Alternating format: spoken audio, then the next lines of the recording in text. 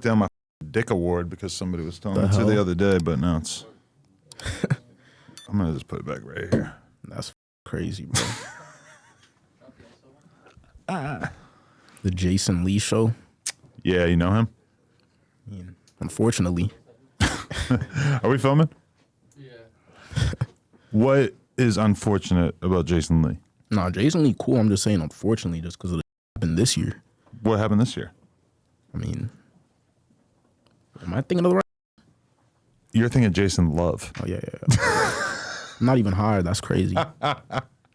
Jason Lee is the homosexual host of Hollywood Unlocked. So, like, tell me, like, how'd you win this award, bro? Like, what happened, bro? I mean, I've kind of wondered that myself. What have I done to deserve the Hall of Fame Mandingo Award? I've never really thought about myself in that context, but, you know, Jason Lee gave it to me. It's like, I guess he felt like my deserved some kind of award. But that's neither here nor there, Corn. What's going on? Hey, man, a lot's going on. Yeah? Yeah.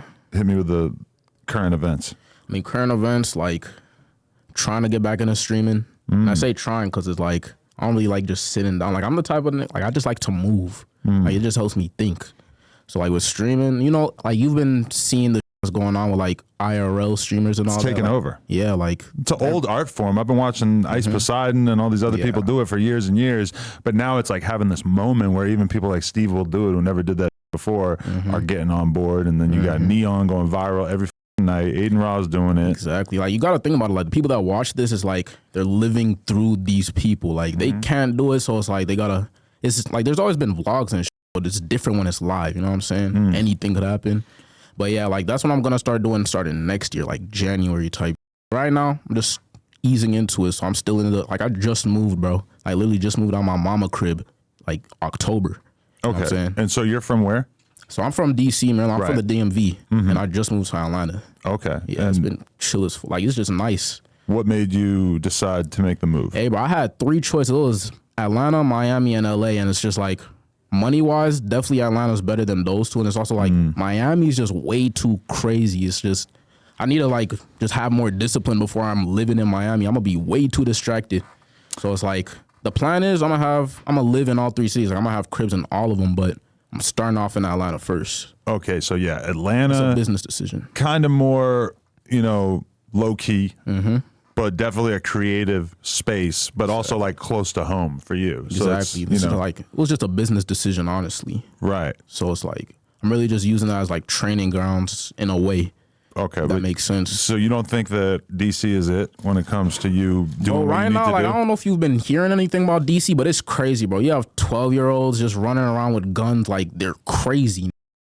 Yeah, like, I literally just saw someone say it today, like, you if you have a nice car or clothes, like, you literally can't walk around DC without feeling like you might end up a 12-year-old today, because they're just crazy, bro. Wow. Like, it's actually crazy. And honestly, I never really had no problems when I was in DC, so it's like, I only see the news. Like, I had no problems personally, but literally like 2 days before I moved out, me and my boys was out, and like, bro, the whole, like, you know, street parking and the whole street, every window got broken into, but like, it's just crazy. Yeah, no, like, it is bro, wild. Like, and it's getting dangerous. I feel you, because like, I always looked at San Francisco as a pretty nice place. And I was watching a documentary about it on Channel 5 the other day, and holy shit, it is a war zone now. And they kind of like made the point, like there's this random dude on the show who's like a fentanyl addict, and he catches like an assault Like, he's a case. regular?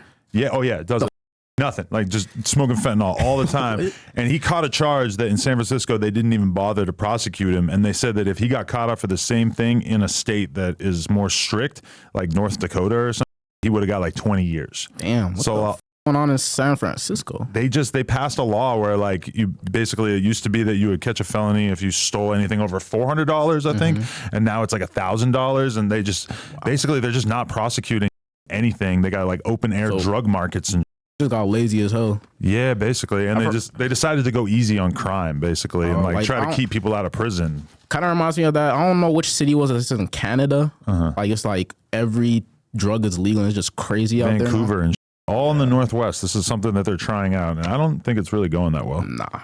Like, the video I'm seeing is crazy. Like, Like it's that dude. I don't know his name, bro, but I've seen some videos. He's just walking around trying to see if this person's dead or just asleep. It's just crazy. It's wild, man. At least when I was a kid, we had crackheads. Yeah. Now you got the fentanyl addicts. It's a totally different level. Yeah. Okay, but wait. So what kind of upbringing did you have? You grow up in a bad area, or did you grow up in a decent area? So like when I grew up, like because basically my parents, they grew up like they were born in Ghana. Like I'm Ghanaian. I was born here, but they're Ghanaian. So right before I was born, they moved, and they were staying with my my cousins. I guess their sisters, brothers, and like at first when we first moved into our first house or whatever, I was only in there for a couple years. I moved out when I was 5.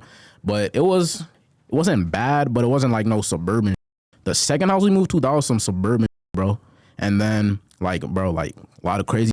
Like my dad got arrested. We had to move out. So for a little bit, we was down. Like you got arrested for what? I mean, I ain't gonna get into that right now. Like even I know it now, but even my mom didn't want to tell me till I was older. So like I really don't know how she'd feel if I just aired it out. But like yeah, you're right. So he was gone for a little bit. And then, so after that, like, we wasn't in no big house. We was in the suburbs, bro. And then that got arrested. Like, just went. So we moved to, like, a little condo. It was, like, me, my brother, sister, my grandma, and my mom. And then after the condo, we moved to a little townhouse. So basically, bro, like, everyone who's watching this that's in the DMV knows, like, I grew up in PG County and kind of crazy out there. Like, I always say, like, I moved out of PG County in 6th grade. If I stayed in PG County, I'd be a completely different. You think you would have just got into crime? For sure. Like, bro, even like I was only in like when I started middle school for 8 weeks, I was only there for 8 weeks, bro. And I was already like, I don't know what was going on. I could feel myself changing, bro. All the I was around, all the people I was talking to was just crazy. And then I moved to Montgomery County. It's way chiller. It's like, it's the most, I remember I read it a couple years ago. It's literally one of the most ethnically, what's the word? Diverse? Yeah, ethnically diverse, like cities or places in America. So it's just everybody, you know, like before it was just literally just black people, you know what I'm saying? It was in the ghetto. But over here it was just, you know what I'm saying, it was just chilling. Do you prefer like being in the suburbs and having a nice clean lifestyle, or did you kind of like being in the city and having all this wild shit going around you? Honestly, like my mom was, because, you know, she was new to America. So like she was propagandized into just like being really safe. Like she literally thinks every time I walk out, I'm gonna die. So like I really didn't get to do shit growing up. Like I remember like my first time going to a birthday party was like 4th grade. So that she ain't like me. She ain't like me being outside. Like literally. She was just scared. She thought like he's gonna join a gang. He's gonna get into all this bad. So like when we moved to the suburbs, like I fuck with it because like now she feels like it's okay for me to actually go out. So I like the suburbs more just because in a way it's kind of like freedom, bro. Like I can literally just be sitting in my seat, scrolling through my phone, like even if the door open and not have to worry about shit, bro. Like the house that we had just moved into before I moved to Atlanta, that was like peak suburbs, bro. Like it's a whole new neighborhood, just got built. So it's like just safe as right. You know what I'm saying? I like feeling safe. Like no, yeah. Like when I moved out of my parents' house, I was so hyped to live in the areas of New York. I just thought it was so cool. And when I think about it now, like I want to live in the nicest area possible. Yeah. I want to live in a gated community. I want my kid to go to the nicest private school possible. I guess part of that is just the fact that like as Americans, we're all just scared of like crime and all this crazy ass homeless people and everything. Though. Like it's literally, I mean, is it getting crazy or is it about the same right now? I haven't checked into it recently. I mean, I feel like it's gotten crazy. Like I just remember being younger and just the rule of law seemed so much more secure. Like it was just such a big deal to steal something. And now it just feels like that is just nothing in comparison to everything that's going on. Like the cops are going to barely bother to arrest you for shoplifting. I don't know, maybe it's getting more numb to that. It's like, you know what I'm saying? Right, definitely. So what kind of kid were you throughout all this? Were you kind of like a computer kid or like? So like even now, like people have always said I was a very quiet kid. I was one of those like, I was really like, cause I know some people like, they'll be like, I was like, once I started talking, you would listen. Like for me, it was really just, I was kind of a class clown, but in the sense that I didn't talk much unless I was talking to my friends, but every now and then I'll just crack a joke, just laugh. Like I was just quiet as like just soft spoken. Like I've been working on that recently. It's been going well, but like teachers picking on me to read or whatever, they'd be like, "Cause get quiet," you know what I'm saying? You know, he's soft spoken or whatever. I remember when she said, I was like, "Wait a minute, really?" Like, you know what I'm saying? I just had to change, bro. But yeah, like I was just a quiet kid. Like I never really got in trouble except for dumb. I went to detention and suspensions for dumb.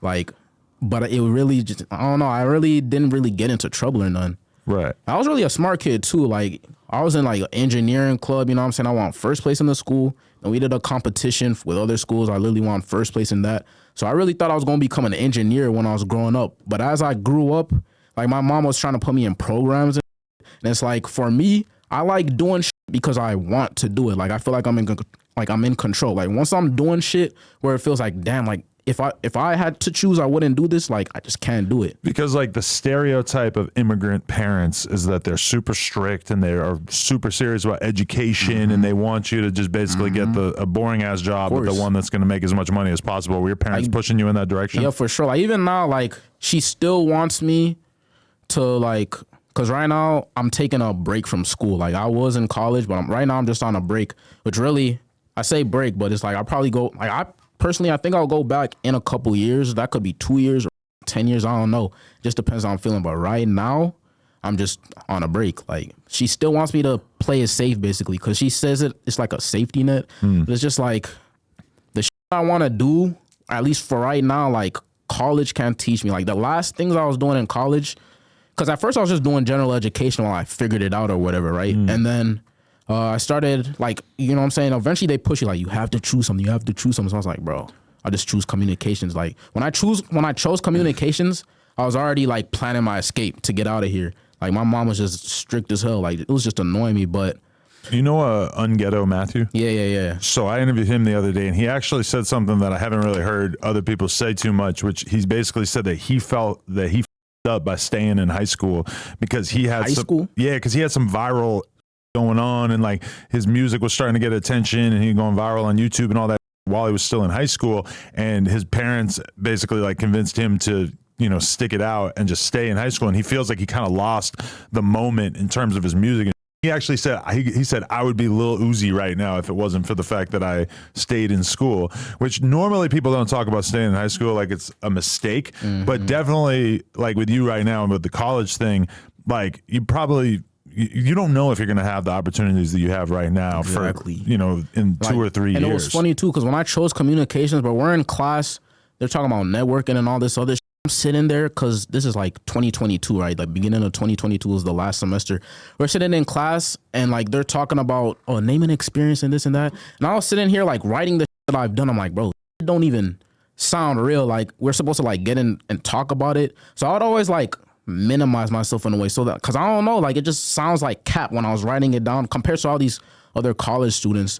But in terms of college, like I honestly feel like if you know what you want to do, then do it. And also at high school, like even high school, like I was telling my boy, like, bro, just if you're gonna not do anything, like at least finish high school, like just get the diploma, like stick that out. But hey, like maybe Matthew's my boy, by the way. We've linked up. People say we look alike, like he's my twin or whatever. But like, that kind of crossed my mind, yeah. Yeah, like, but yeah, he chill us. Maybe he would have been Lil Uzi. I don't know, but yeah, I still feel like high school, like you gotta at least finish that. That's what I feel like. You can do whatever you want. But I used to always know these pro BMX kids too, who would like stay in school, and like it's kind of like I would think that maybe they were making a mistake, because yes, it's dope to finish school, but at the same time, when you're getting all these offers to get all this money and be able to travel the world and do what you love, what you're passionate about, I mean, I'm trying to figure out how the speed finished. Like, was he just doing online or something? Like, bro, it's kind of crazy that like he's still flying out and doing all this other while in high school. Like he just graduated. Right. Maybe he wasn't doing that much, or maybe he was. Maybe he's just secretly like real serious about that. I don't know. Yeah. Maybe for Unghetto Matthew, he was probably like when you have to go in to school and like all those hours that you're stuck in school, like he probably wasn't doing online or none. So like he probably did. I mean, if you're good at school, if you're good at taking tests and I can imagine like being able to just kind of coast through the school part. For me, it's like I just remember school being hard as for me, because I just don't have a good memory. I don't give a it's just hard for me to like do anything that I don't want to do. But I've also just known a lot of people in my life who were able to just kind of coast through high school and college, and it wasn't that big a deal for them. Yeah, I mean, so for me, basically, I never studied till high school. Like I literally, I was just going through like elementary school, middle school, was just coasting through. After high school, like during high school, that was when, like I said, my mom put me in this little engineering program.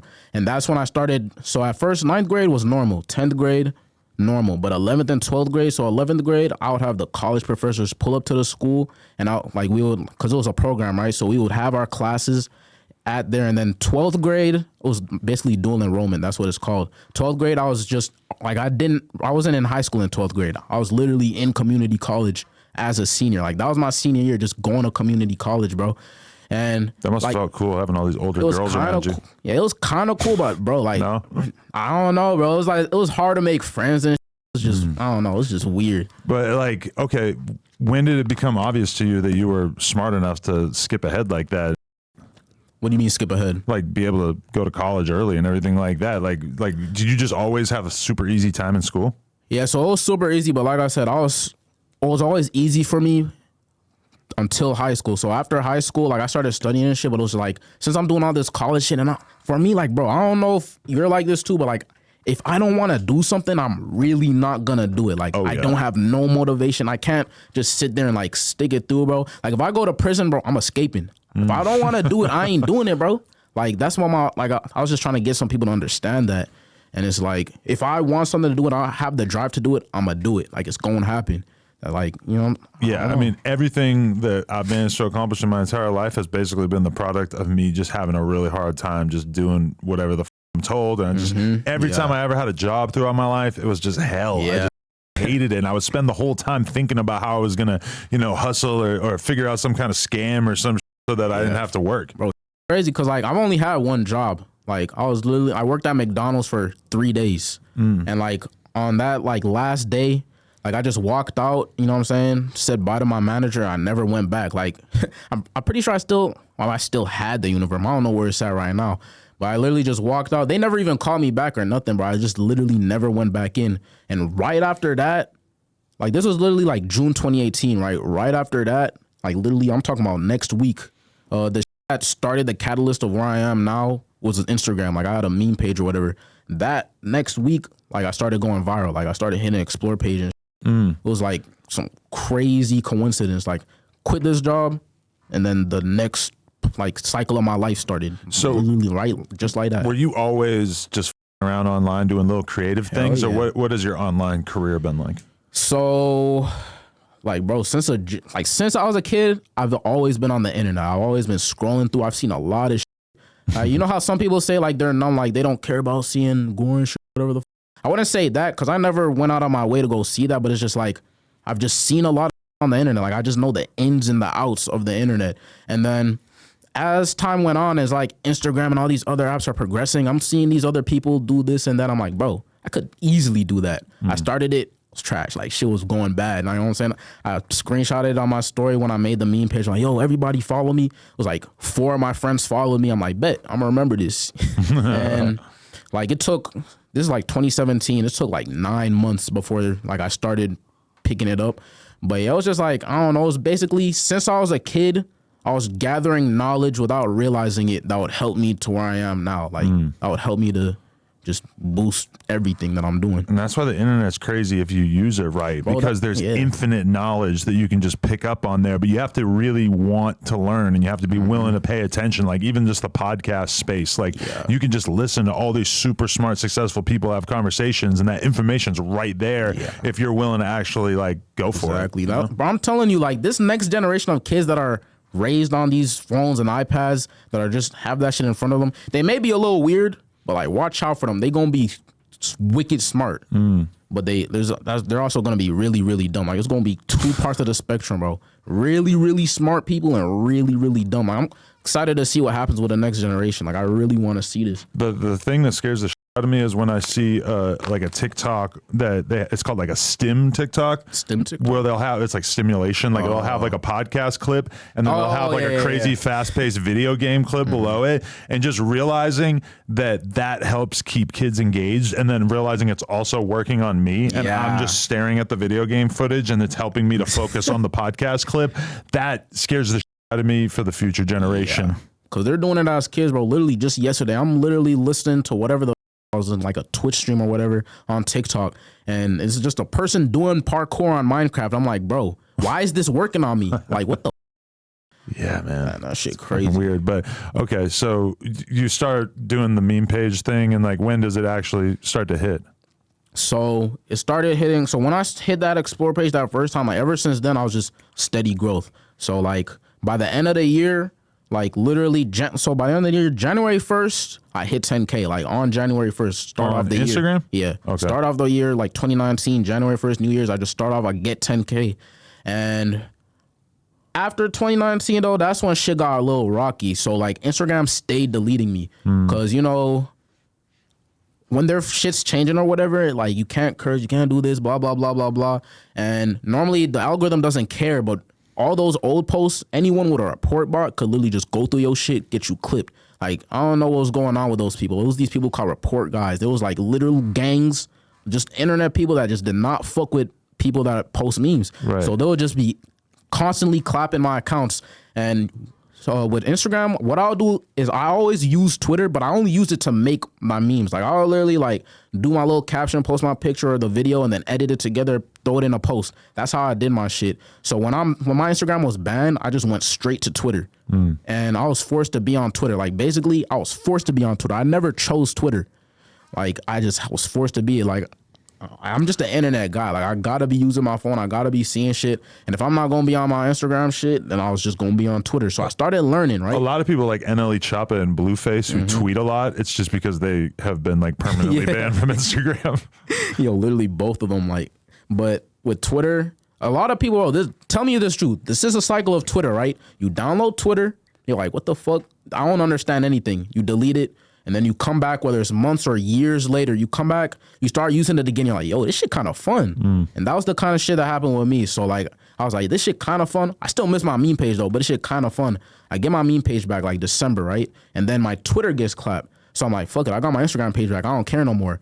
February comes in. It's kind of hard to get a Twitter deleted, right? Like, what were you doing? So the first time I ever got deleted was the only time that was really my fault. Like, I didn't understand Twitter like that. So like, apparently if you said nigga twice in a reply. See, I heard you say that and I've never heard of that before. That's crazy. That was 2019 though. So 2019, if you said it twice in a reply, it's because you're adding them, right? Yeah. So the bot or whatever is like, they're saying a slur twice. Get them out of here. Well, I have a friend who I'm pretty sure got deleted on Twitter at one point for saying the N-word too, but it was the hard R. Oh yeah, that's different. He was saying, he wrote Yeah, like, that's I weird. hate it. What? Hard R's or some shit with like a bunch of emojis or, you know, he's fucking around, but if you look at it and you're not thinking of it as a joke, you're like, oh, this is hate speech. Yeah. Like, I mean, the reason I got banned that time is like, you had 3 strikes. That was my 3rd strike at that point. So like, they got me out of there. I didn't care though. Like, that was like, I didn't have no attachment to Twitter at the time.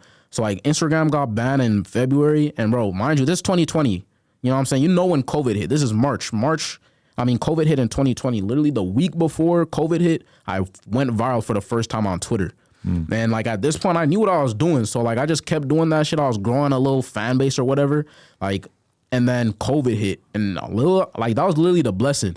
Like everybody and their mama's in the house. No one's at work. No one's at school. And they're just all on Twitter. And like a lot of people were new to Twitter. Like they didn't know what the fuck was going on. And like basically just greeted them. You know what I'm saying? Like this is Twitter. I was posting my shit. It was all going viral every single day. And what made me stop caring about Instagram is like, bro, I literally gained 50K in a month. And when I got banned on Instagram at that time, I had like 60K, but that was over the course from 2018 to 2020, right? But on Twitter, I went from like 4K to 50K in 1 month. I got suspended, but it's just like, it made me realize, I'm like, yo, I could do something with this. But where do you think you get that sense of being able to, you know, not only like think of funny things to tweet, but then also figure out how to say them in such a way that they do incredibly well on there? Because I have a fucking million followers and I have a hard time thinking this shit. Like, it's easy to just write whatever you're thinking. It's another thing to take that thought and wrap it in such a way and shape it to the point where people want to retweet it. Like, that's a very specific skill. So like nowadays, you know, like Elon bought the app, all this other shit. Yeah, right now it's a war zone. It's great for people like you that want to make offensive jokes on there. Yeah. Yeah. So I mean, like, so right now, like the easiest thing to do, like to really ease yourself, because for me, I just have an internet brain. I'm not gonna lie. So it's like different, but it's like right now, quotes. You see a lot of quotes now. That's what's popping. Like quotes is the easiest shit ever. Well, I mean, just posting a meme is the easiest shit ever, but quotes are the easiest shit ever because someone said something. Now all you got to do is add on to it. So it's like someone says some shit, you just got to fucking quote that shit and say whatever the fuck you want. Because a lot of times it's different than just writing a tweet from scratch. Like that's I'll see you with like 100,000 likes on a response, and sometimes it'll be the most obvious fucking thing. It'll just be like a girl posting a picture and she'll have big ass feet.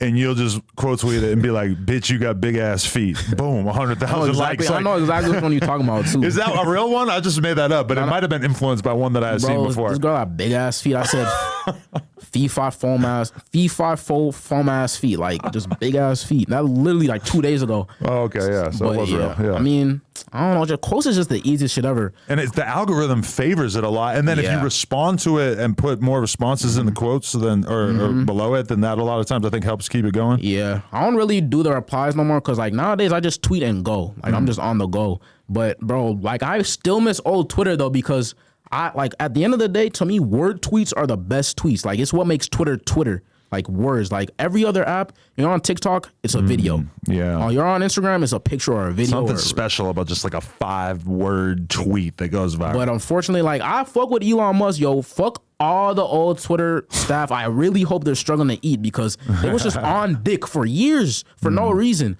But Elon Musk, I haven't been suspended yet, so I fuck with him. But he changed the algorithm and word tweets aren't favored. Like, bro, tweets, like word tweets are what separates Twitter from everybody else. You can really just hop on there and just read shit. You don't have to see anything. You can just read it. But it's not favored in the algorithm no more. I've noticed a lot of people like that notice shit. Like anyone that has a lot of followers, they don't do word tweets as much. I still do it because at the end of the day, it's the best tweets to me. But a lot of people don't do it because you're not gonna go viral as often. It's like a hit or miss. You could tweet the funniest shit ever, and it's a word tweet. It just doesn't hit the algorithm. But sometimes you'll see people going super viral with like a really long tweet that just has a fuckload of information, or like a thread of multiple tweets in a row, which is like another brand. Twitter's to me, it's still like the best app. There's so much information on there. There's just everything's on there. If you want to know what's going on in the moment, it's the only app because it's like during the fucking protests and the riots and shit in 2020, it's like you go on TikTok, you're gonna see some girl dancing from fucking 2 weeks ago. You know, you go on Instagram, it's like it's too curated. It's everybody that you know and what they're up to and shit. But Twitter, you actually feel like you can see what's happening as it's happening, or like during a fucking UFC fight. What are you gonna look at? You go to Twitter because you know you're gonna see everybody you know talking about that shit in real time. Like at max is 2 days like that you're gonna see old, unless someone just retweets an old tweet. But it's literally everything was today from yesterday or 2 days ago. That's it. Like, you know what I'm saying? How many hours a day do you think you're on Twitter? So like at my peak was obviously COVID. So I would say right now I'm not on Twitter that much. I'm not gonna lie to you. Like if you notice, like if anyone has noticed, I don't be on Twitter as much. I still be tweeting a lot, but I would say on average, on a like if I'm really like let's say it's a good week, right? Average would be 6 to 8 hours. Right. Like swear to God. But at my peak was COVID. I was dead ass on there all day, bro. Shit crazy. And I remember because I got suspended hella times. When I got suspended during COVID, I would be like, bro, like no notifications coming in, no nothing. I'm like, damn, what the fuck do I do now? Because like, you know, like bro, like it was just boring as fuck without it. I'm like, damn. But I always gave myself that little break because whenever I was on Twitter, I was literally on there every day, like just tweeting. So it's like. But I don't know. Like at first I was doing it for the love of the game, and I still do it. But you saw that the new payouts and shit, right? Like people getting paid and shit now. That shit is ass, by the way. Like I've been telling people, like if you want to get on Twitter to get to that point, you're gonna have to do it for the love of the game. You can't do it for money because the money will come when you're big. When I was first doing it, it wasn't for the money, but. Bro, the payouts are just dog shit. How bad is it? Like, so you get a lot of fucking views. Bro, let me show you how bad it is, right? So. Off one quote, like if someone pays me for a promo and I do a quote off that one tweet, because these X payouts, the Twitter payouts, they come out every 2 weeks, bi-weekly. You get it every 2 weeks. So 2 weeks of accumulating your views and getting your money up, I make that off, like I'll make more off one person buying a quote tweet. So it's like, I always got promos. That's how I always made money on Twitter.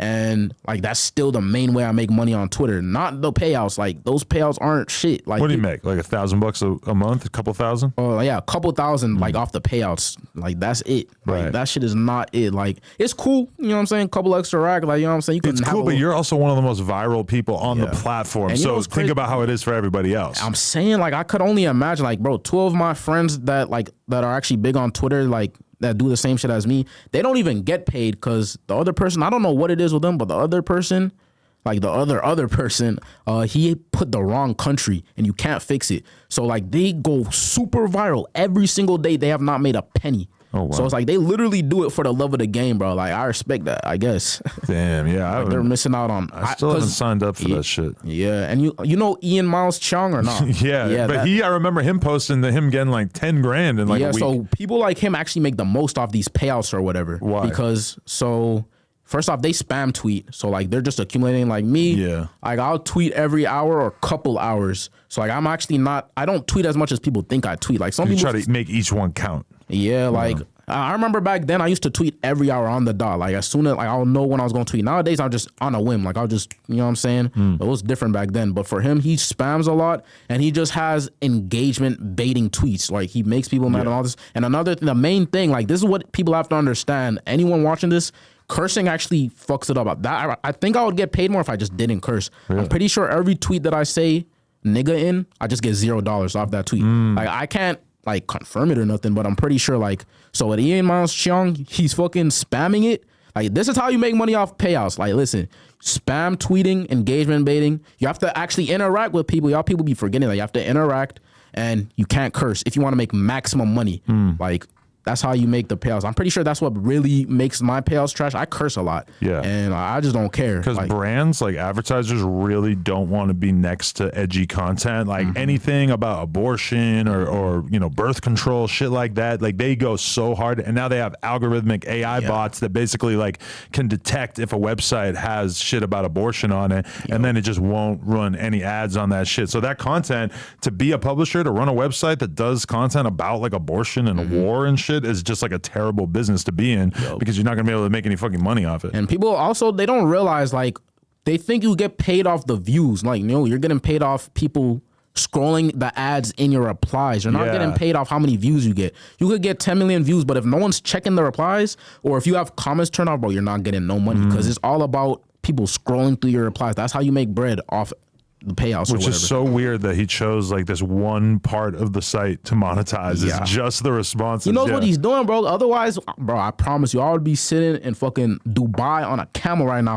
if he did what he was supposed to do with that payout shit. Like, shit's ass. That's but real. like, people was asking me literally today. They're asking me, is it worth it? Is it worth it? I just be honest with them. Like, you're gonna have to do it for the love of the game. Like until you have a couple 100,000 followers and you're making money off people like sponsoring you, you're not making no money off the payouts. Like don't go to Twitter and think you're gonna blow up and make bank off the payouts unless you're Ian Miles Chung. Like I don't know, like that guy, you just I don't know, bro. I mean, it is crazy because if you want to get responses, you just kind of have to like create conversations, and it doesn't matter if you really agree with what you're saying. Like even the other day, I saw my chick. She was going to a fucking party and she was wearing this dress that was like super fucking slutty looking. I'm like, watch this. I fucking film her walking towards the door in it, and I just post. I wrote, "Is this an appropriate outfit for my girl to wear out without me?" 80,000 likes because I asked a question that I already know what the fuck the average person's answer is going to be. And I know that everybody's going to take it as a chance to dunk on me and be like, she already fucked another dude on camera, so obviously it shouldn't matter, So it's like I'm setting myself up for it, but it works. And I got 10,000 followers or some shit that day. Yeah, that's just crazy, man. Like, I don't know. And it's also funny too, because all these verified people, like me personally, I ain't gonna lie, like it's like I always had Twitter Blue, like before it's called Twitter Premium. Me too, yeah. I always had Blue. Like people think I bought it for the check. Nah, bro, I just always had it. Like I was actually verified before that shit was even a thing. But so I bought Twitter Blue and I just always had it. And then when the check shit came out, I was like, damn, like now people gonna think I bought it because of the check. But all the people that buy it and they're on replies, like they're trying to make money off the payouts. Who knows what living conditions people are in, right? You gotta do what you gotta do. So like, if you can make money, like you don't even like. Eventually, you get to the point with your Twitter account, people know your shit's gonna go viral. So you could say anything, it's gonna spawn with hundreds of comments, and it's like, damn, like there's always gonna be replies. Like you just gotta work for it. Like it just eventually comes. But so they make money off their own responses in the responses to your shit as well, or they're just trying to get followers? It's both. Like I'm pretty sure you can make money. I think at first you can make money off your own replies, but after like they made some update, and you don't call me on it. I don't know. Like I haven't checked in a while because I don't care about the payouts, so I haven't done much research. But at first, I know for a fact you could get paid off your own replies to another person. But now I don't know. But so what's it like for you being young as fuck, getting hundreds and hundreds of thousands of followers and shit like that, and then meanwhile, like most of the people who look at the account don't even know what you look like, right? Like, did you ever have to do a face reveal, or were you always kind of putting it out there? So with Instagram, when I hit that 10K milestone, I did my little face reveal. Like, I didn't have a other personal Instagram account that they knew of. And when I started Twitter, for a little bit, no one knew what I like, literally nobody, right? Like, there was some people that knew it, but I never hit it. I just never posted. Like, I had no reason, bro. I had no drip, no bands yet. Like, I'm not going to, like, I could post a selfie or whatever, but it's like, you know, I'm not going to do all that right now. So eventually, as time went on, bro, like, people started recognizing me. Like, even now, like, like, obviously right now I'm the biggest I've ever been to date, but it's like kind of weird. Like, right now, like, bro, you could literally, there will be some people like, you know who this is? And they'll show the account. They're like, oh, wait, that's you? So they didn't know what I looked like, but they knew the account. And also, it's like, in terms of Twitter, I'm one of, like, I don't know, I wouldn't say I'm the first or whatever. It's like, I'm one of those people where it's like, all the other people that do the same shit as me, they don't really post themselves. They don't really go out. They're not, like, really, I don't know what to say, networking or whatever the fuck. They're just doing Twitter. And that's cool. Like, you just focus on whatever. But it's like, so I'm kind of like navigating new realms. And bro, I will tell you what helped with more people recognizing my face, bro. Like, I started boxing this year, right? Yeah. And bro, when I lost, that shit went crazy viral. Like, even now, like, most of the time when people come up to me nowadays, they're like, oh wait, you're a corn from Twitter. Like, you started boxing, right? Yeah, I saw that boxing. That's probably how a lot of people saw you for the first time, right? Yeah, like the boxing shit, like, luckily I won that rematch or whatever, but like that first fight, like, I would say definitely just boosted my popularity in terms of people actually see me and they recognize me. Before, there would be people that knew me, but they didn't know what I look like. They're like, bro, it's so crazy because I follow you. I don't know what you look like. But it's crazy too because I literally be posting fit pics pretty recently. I mean, pretty common. Like, nowadays, I ain't gonna lie. Like, the past 2 months, I barely posted, but I was literally, like, for a time, consistently posting fit pics. Wait, so and going viral for it. With the boxing shit, what made you want to do that? So what really started is, bro, like, in 2021, they had that YouTubers versus TikTok shit. Right. So, like, I was like, damn, like, if I'm ever in that position to be able to box, I'll actually do it. And later that year, this is 2021, later that year, I got into it with Keemstar. And so basically, Keemstar doesn't like me. I don't really like Keemstar at that time. And then again, this year, it happened again in like January, February. We got into it because I don't remember what he said, some dumb shit or whatever the fuck. He went back and forth. Then he went into spaces. Everyone's adding me like, bro, get in here. Blah, blah, blah. So I get in there. We have our back and forth. I get bored. So I'm like, bro, this kind of boring. So I'm going to dip. Keemstar's like, yo, Corn, would you be down to box? I'm like, shit, I'd be down. Like, I always said I'll do it if I had the opportunity. So I jumped on it.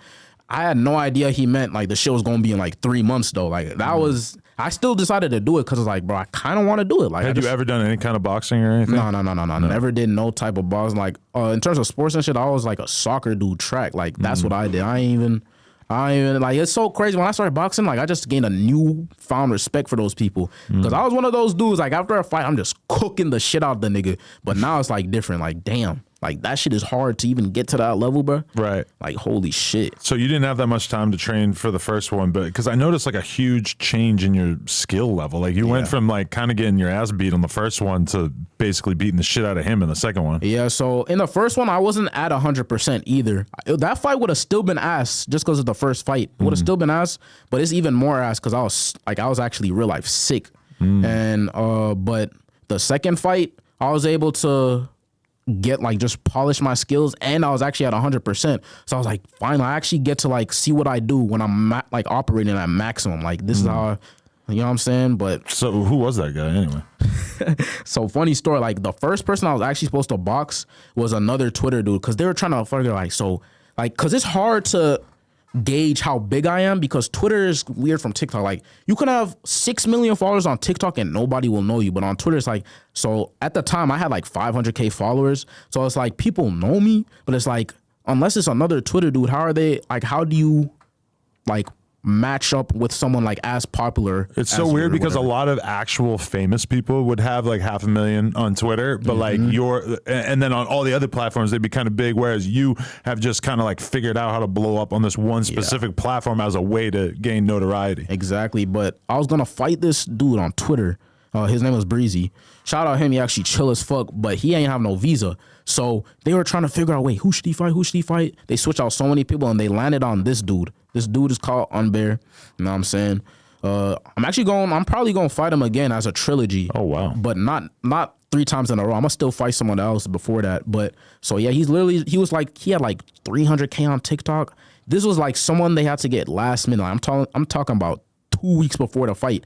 So he had 2 weeks to train, bro. And that's another reason why people was cooking the shit out of me. He had 2 weeks to train. I had like 2 months. And it was in the UK, all that shit. But that's really how most people know him from that fight. No one really knew him. Like he had 3, like I said, bro, you can have followers on TikTok and nobody will know who you are. Like that app is not real.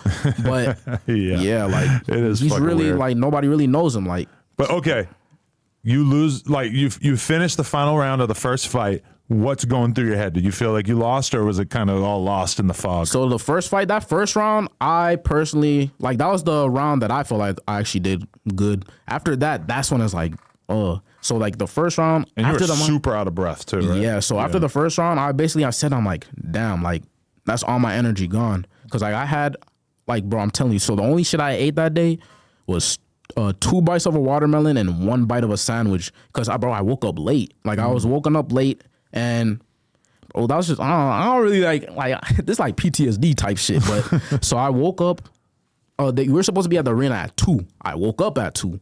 I wake up. I still have my little cough or whatever. But I honestly didn't care because in my mind I'm like, bro, this nigga has 2 weeks of training, bro. Like even if I'm sick, I don't care. I'm going in and I'm going to beat the shit out of him. But and you can't let everybody down. Exactly. Yeah. But really, what cooked me was that food situation, and I'm not blaming nobody but myself for that. Obviously, I should have just ate. But so by the first round, I have no energy. So it's like at the end of the first round, I'm like, I won that, but can I really keep this up for the next 2 rounds? The end of the second round, I honestly felt like this is. I'm just giving my real thoughts. I was like, 1 more round and I might actually win. Like that's what I was thinking. Obviously, when I watch back now, because I'm way better now than I was that first fight. Obviously, I'm like, nigga, that's just dog shit, like just ass. And then after, actually the end of the second round, when I stood up for the third round to start, everything was losing. I'm like, this is it. I have 0. Like you have 0. I had negative energy, bro. And I was just, everyone says, bro, slow motion punches. Like it really felt like that. That day is not real, bro. Right, because it's not real. I've noticed this multiple times, like when Nate Robinson lost to Jake Paul on Twitter. Black Twitter is huge. If you are a black person and you get beat by a white person in a boxing match, they will have a fucking field day with you. Yes. How was that? So, bro, my phone was blowing up because I didn't really get to my phone till like an hour after the fight. So my phone is blowing the fuck up. I was like, yep, do not disturb. I did not check none of my notifications. Anybody who texted me saying any negative shit or whatever, like completely ignored. But I looked on the timeline. It was, I looked at my notifications. And I deadass, before I tweeted, because I didn't tweet for hours. Before I tweeted, I only checked the app like 2 times for a couple minutes because I really didn't, like, it was just crazy. I personally, it was funny to me in a sense, but I was also just disappointed in myself. So it's like, I'm the type of dude, like, hate doesn't get to me because, like, I'm just not going to read the shit. You know what I'm saying? Like, the shit don't exist if I close my phone. So they really started cooking me when I finally tweeted. Because my plan was I was going to win the fight and then tweet the next day. Like, I was just not going to say shit. But because I had lost, I was like, damn, should I just tweet while I have it here? So my first tweet, I don't know if you've seen that picture of Gru standing over the minions. I just tweeted that because the context is I have some bad news. So everyone who be using Twitter knew the context. And then the second tweet, I was just like, I forgot what I fucking said. Oh, yeah, I was just like, did Epstein really kill himself or whatever? Just like trying to be funny, like trying to change the topic or whatever. But it was like, at that time, bro, I was like, damn, like, is it over? I don't know. Well, you're like, people won't ever laugh at my Twitter again because I got beat up. Because I think if anything, you realize like, oh, this shit doesn't matter that much. Like, you didn't get famous for being tough in the first place, right? Yeah. So like, honestly, I mean, I still don't like, I wish I would have won the first fight, but like, it taught me a lot. But so for that first day, I only tweeted those 2 things. And then the next day, I just didn't tweet all day. Cause like, I was still sick. Like, it actually got worse after the fight. Like, I was on that plane dying, bro. But when I got home, I was just chilling. I was just, you know what I'm saying, just talking to people that I fuck with.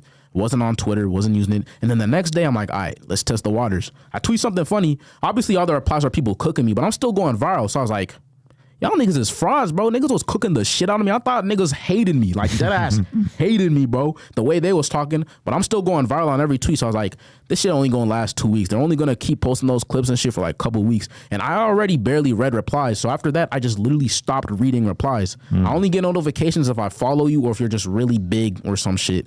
So I only clicked on those. I'll do my reply and then that's it. Like the shit's not gonna get to me if I don't look at it. You know what I'm saying? With Twitter and really every social network, it's very easy to fall into the thinking of like, oh, this is real life and I need to read every fucking response and all that shit. And like sometimes it's just really important to just take a step back, not look at the shit for a while, miss a couple days of responses on Twitter. And like, you know, I've been horrible at this throughout my life, but to even just be able to say like, all right, I'm going to put my phone in the other room and I'm going to just hang out with my kid for a few hours and just not even think about whatever fucking hellstorm I'm going through on Twitter. It could just be like, you know, exactly like, what you need. People have real problems with that, bro. Like they feel like they have to. I don't know what it is because I've just always been that person. I couldn't detach from anything. So it's honestly easy for me, but people will read every comment, every reply, every DM, like every hate. Like, bro, I was telling this girl, like, you can't be doing that. Like, you're going out of your way to make yourself pissed off or sad or depressed. Like, you're going out of your way to do that. If you just didn't check, you're straight. If you are like showing too much emotion on Twitter, people will just feel that and just sink their teeth in. You need to be able to take time away from it or just show them that you don't give a fuck by just not tweeting too much for a while. And that shit will just like kind of lessen the tension usually. Dead ass. Like the golden key. Like people don't realize that. So if you're gonna be sad or mad about it, just don't do it on the internet. Like release your tension in real life. No one can fucking see you. Do whatever the fuck you gotta do. Right. But on Twitter or Instagram, don't get like mad or whatever. Don't reply to any of the hate tweets. So for me, I just didn't look at it. So I never had the temptation to cook somebody or like just fry this shit. Cause even if I did fry them, I'm just gonna get cooked. They're just gonna be in our replies, clowning me. So for me, what I did, I literally ignored it. I never showed any response. I never said anything. And eventually they just stopped. Like, damn, this shit boring. This nigga has no reaction. Fuck you. They're just gonna stop. Like, simple as that. Right. It was funny too. And people just forget shit really quick. You know, like I've had friends where I had to like advise them on that. Like, trust me, nobody is going to be talking about this in 3 or 4 days. You got to just ride it out. Exactly. And it's like, it's especially true because that second fight, when I won, obviously, so the first fight you had KSI and all that other shit, so it's naturally going to be bigger because, like, that's what people mainly watch the Misfits and all that other shit for, is just, like, the big dogs, like KSI, Logan Paul, whatever. Right. The second fight wasn't like a KSI event, so it was like a normal Misfits event. So automatically, less people have heard of it. But after I won, the people that were watching, there wasn't that many tweets. Like there wasn't, and no haters, obviously, because I won. But it was just like, it was overwhelmingly crazy how less like reactions it got. When I lost that fight, every streamer was reacting to it. Cenat was reacting to it. There was articles being written, all this other shit. But when I won, it was just crickets, bro. That's why I got that shit pinned. Like I just have that shit pinned. So every time a nigga click on my page, it just reminds them. And it's crazy because no one really saw that shit because like it's crazy how much negativity helps you grow. Like there's so many people that like if they meet me, they're like, yo, what's up? I saw your boxing match, blah, blah, blah. I'll be like, bro, you know I got my get back, right? They're like, wait, you did? They actually haven't heard of the second fight. They only know about that first one. So it's like that first one actually blew me up. And the second one was cool. Like if anyone wanted to watch the continuation of it, I guess. Did you actually get a shitload of followers from losing the fight just because so many people were talking about it? Yeah. So when I lost the fight for a little bit, I was gaining. And then after that, I was naturally just tweeting less. So like it kind of slowed down. But like when I first lost that fight, I was getting like thousands and thousands and thousands. But I also feel like if I had won the fight, I probably would have like hit 1 million followers quicker and shit like that. But who knows? Like that's just a theory. So are you really trying to take the boxing thing to the furthest extent that you can? Like, are you trying? Could you see yourself? So I always really said, this is what I with it? said from the beginning. Like I'm gonna do the boxing shit because on some discipline shit. Like that shit really disciplines you. I'm gonna do the boxing shit and then I'm gonna fight under that KSI versus Logan Paul. I mean, not Logan Paul, Jake Paul shit. When they finally fight, if they ever fight, because that's the main thing that people are waiting for. That's like the fucking season, like ending, like season finale of this whole influencer boxing shit. Right. If it ever happens, I'm gonna fight under that and then I'm gonna retire. That's what I always said. Like I'm gonna retire after that. Oh, so you just want to have a little run? You're not trying to like do this bro, for years? So I'm trying to do everything. I've always said I'm trying to do everything, bro. I started boxing this year, bro. I walked New York Fashion Week. That shit was insane. Like, I walked Who that shit with my invited you to do that? So, my boy Dremo, he worked with this company called Creators Inc. And they just do a lot of events. You know, like you probably know them. So OnlyFans management and shit. Exactly. Too, So, shout out Creators Inc. Shout out Andy. But like literally I just flew out there and they're like, yeah, you can run. I mean, you can do the walk. Fuck it. Like just went in there. Like it was just crazy. So I'm trying to do everything, bro. I'm trying to act. I just started streaming again because I used to stream, but like now I moved out. It's different now. But I used to stream, so I'm trying to stream again. I'm trying to just do everything. Like, I'm trying IRL streaming or what kind of streaming? So right now, like it's just because before I was still at my mom's house, like like my mom, I would be streaming. My mom would turn off the internet, bro. Like this is like 2020.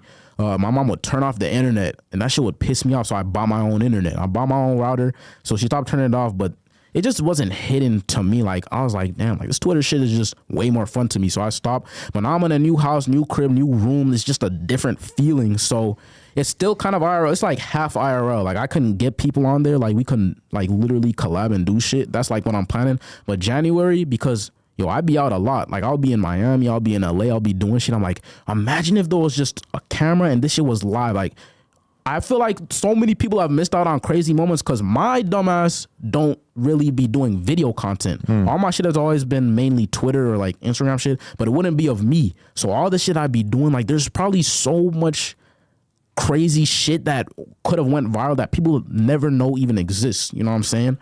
So it's wild because like Creators Inc. did a party on Halloween. That's where I met Neon. And I was thinking it was going to be this little chill party. So I'm not even thinking about security or anything like that. And then I see Neon. I say what up to him. All of a sudden I look at Twitter and I realize that the clips of me talking to Neon are already fucking getting hella retweets and shit. And I'm realizing like, oh, anyone could easily figure out I'm here. And it's just such a weird feeling to feel like you're out in public just doing some normal human being shit. And then realizing like, oh no, I'm totally like under the fucking microscope right now because anything that happens to me is going to get blasted out to like 100,000 people right now. Yeah, literally, like, and it's crazy because you saw Speed, like, bro, Speed got swatted recently. I mean, it was kind of like you can't be showing the outside of your house. Last night, Neon got fucking his manager got the shit beat out of him. Yeah, and I know a lot of people think that shit's fake, but he FaceTimed me and talked to me about it for like 10 minutes, and he had a fucking boot mark on his forehead and shit. Like he really had dudes run down on him, and I don't think it was a beef thing. But they also didn't steal anything. So I mean, people are trying to make it. I don't know what's going on with that because like.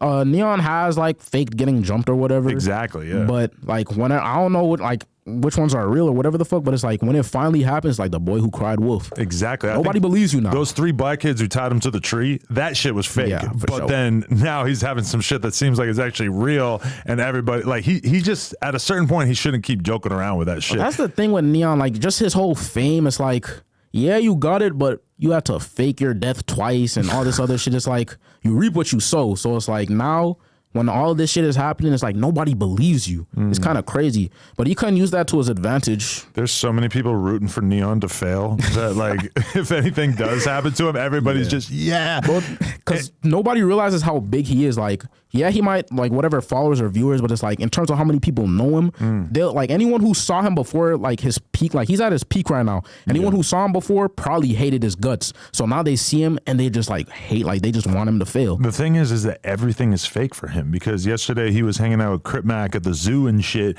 and he's hanging out with him, and Crip Mac's throwing a hot dog at him and shit. And I don't know if they planned out the hot dog throwing, but then he's talking to the camera just saying, "Hey, fuck you, Crip Mac, you're a piece of shit, bitch, pussy, yada yada yada." Neon said that? Yeah, and it's like I'm talking to his manager, and it's like Neon's just saying that shit for content, but at the same time, it's like it's only a matter of time so you run into somebody who really is going to take you serious and do something to you. And he rolls around with security and shit, but last night they got ran up on and it didn't seem like the security mattered. So I don't know, like it's just playing with fire. And everybody who IRL streams, it ends up going badly in the long run.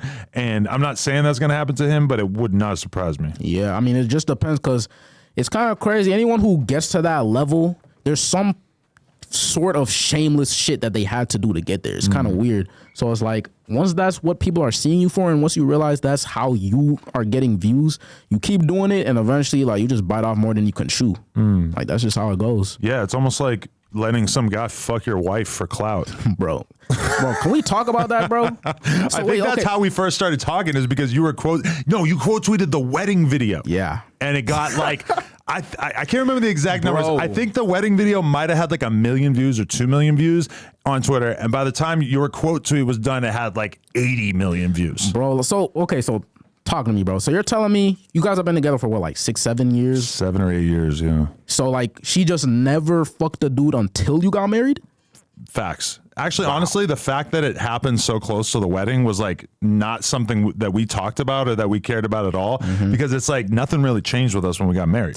We already had been living together. We already had a kid. So we were already like basically married. Then we just had this fucking ceremony. And yeah, her doing the scene didn't really have anything to do with it. I mean, so would you say it's like that was for the better? Like everything that's happened since, like just for the better? I'm happy with how it turned out for sure. And let me just tell you this. So like internet shit aside, I always say like, bro, this dude's smart for that. Like I personally, I don't like agree with it, but it's like, do what you gotta do. It definitely made me a million times better at like internet marketing and like understanding going viral in general. But I'll tell you this, is that so when she did the scene with the other dude, I was a little bit torn, where on one sense it's just business, but on the other hand, it's like, well, you were sucking another dude's dick in a hotel room with a cameraman. You know, it doesn't necessarily make you feel the best as a guy. But like, I fucked her with the dude who won the reality show the other day. And I was having a blast. You know, as soon as we get going, I'm fucking jamming her head down on his dick and shit, just having a great time with it. So, I mean, now I'm kind of feeling different about it, where I'm like, maybe I actually am comfortable with this, where it's like, Bro, you have to donate. It took some mental gymnastics to make myself comfortable with it. But now having actually done it, I just didn't really feel jealous like I thought I was going to feel when I was doing it. Well, you have got to donate your brain to science for that, bro. Like, you have to. Because holy shit.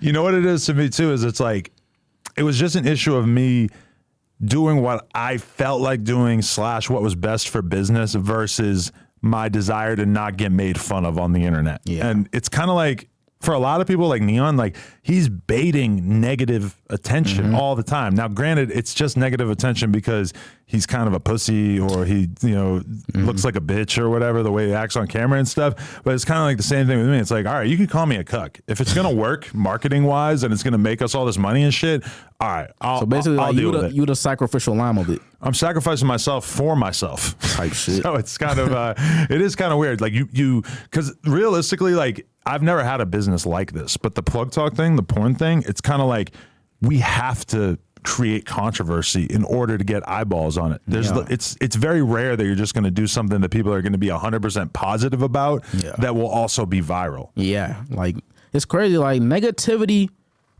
is just king. I don't know. Like I always said, like you have to have fans and haters. Like the haters actually help you. Like anybody who's aspiring to be anything that involves having eyes on you, like you actually have to embrace the haters. Like that shit really helps you.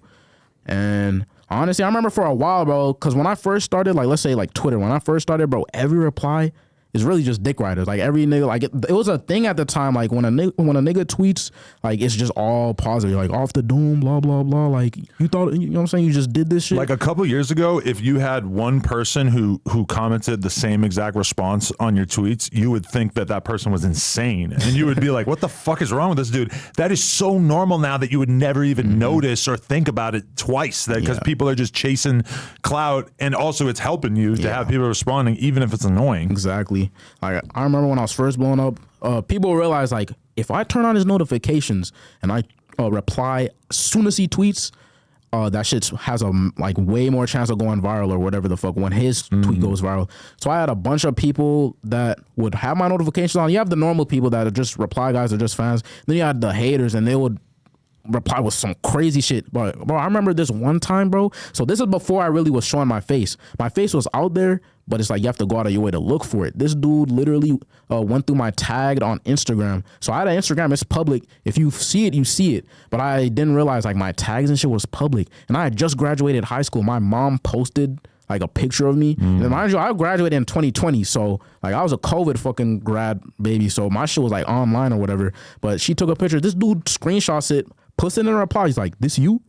And like, bro, before anybody told me that he said that, they're all quoting it. Like, it's like they're trying to show concern, like, yo, you're weird for this. But in a way, But it's also like, you don't boosting it, actually, yeah. like, you're just trying to get likes, bro. Because why ain't nobody, like, I had to, imagine you're just scrolling, you're technically faceless, but you're not faceless. You're scrolling and you just see your face on a timeline, bro. I'm like, what the fuck? I DM this thing, I'm like, bro, are you good, bro? Delete this. And it turned out he wasn't even trying to be no hater. When he said this you, because you know what this you is, right? Like, this you, Yeah. when someone says that, they're trying to cook you. This nigga was like probably some kid and he was like, oh, I was genuinely wondering, like, is this you? Because people didn't know what I fucking look like. I was like, oh, I mean, yeah, it's me, bro, but just delete it. He was like, okay, cool. Like, but it's just, I don't know, bro. So are you concerned with that, like hiding certain parts of your private life and shit? Because like, I don't the want- more famous you get, the more you start to value, oh, I'm going to like have people not know about this part of my life. Exactly. Like, for me, it's like, you can say, do whatever you want with me, just leave my family alone. Like, my main issue with that one was, like, the nigga could have scrolled, like, well, my mom's Instagram was public, told her ass to private it, but it's like, I don't want nobody to just be able to look through my mom's Instagram because she's just a normal woman. Like, you know what I'm saying? You don't need weird people going on there. But yeah, so I just have certain shit that but honestly, I've been like, damn, like, I be hiding shit that I wouldn't mind people knowing. Like, I feel like certain aspects of my life, if I just had recorded it, like, it would just go viral. Like, there's so many people that just want to see more of me. It's kind of weird. And I'm just like, I ain't Playboy Cardi, bro. I'm not really no mysterious ass nigga. So it's like, bro, I'm gonna, like, next year is really when I switch the content from what I'm doing now to, like, actually me, like, videos and shit. So we're gonna see how that goes. It is weird though that like we think of Cardi as being this insanely mysterious person because he just chooses to not post. And we know a lot of people who are like that, who like don't really post on Instagram, they don't really tweet or whatever, they just live their life and they're not concerned with documenting it. But for a celebrity to do that, it makes us super fucking fascinated and curious about them. And the fans, like any real fans, have this lust for like uncovering details about you, even for somebody like you know? Yeah, like, bro, they be hacking his iCloud and all this other shit. That's the problem with that, though. Like, it was probably happen even if he was recording a lot, but it's, I mean, even if he was posting a lot and actually dropping music, but it's just crazy, like, the price of fame, I guess. I mean, because I've seen both sides of it with the kid thing, where we posted the kid for the first 2 years of her life, 2.5 years, and then when all that shit was going viral, I just decided, like, you know what, fuck it, we're not doing this anymore. We're just going to completely not share my kid with the world. And a lot of my followers were disappointed about it, but for me, it just makes, like, if you really want something to be special to you, don't make content about it. Don't share it with the world. Just keep it to yourself. Because at a certain point, she'll be grown up enough that she'll just be like a person in my fucking vlogs, or like you'll just see her and she'll just be a human being. But, you know, for now, it's like the nicest thing that you could do is to just keep them off that part of your life separate from the world, you know? Yeah, because, like, I mean, they're a kid, but I already know, like, what type of shit they were saying. They would be like, oh, they're going to cook her in school, blah, blah, blah. Oh, yeah. But, And much worse, yeah. I don't know. Like, that kind of makes me wonder about the family channels. Like, like the last family vlog or whatever I saw, is like, it's kind of cool because they'll be recording the kids. Like, they were playing, like, flag football or some shit. It's kind of cool, but it's also, like, is anything real in that dynamic?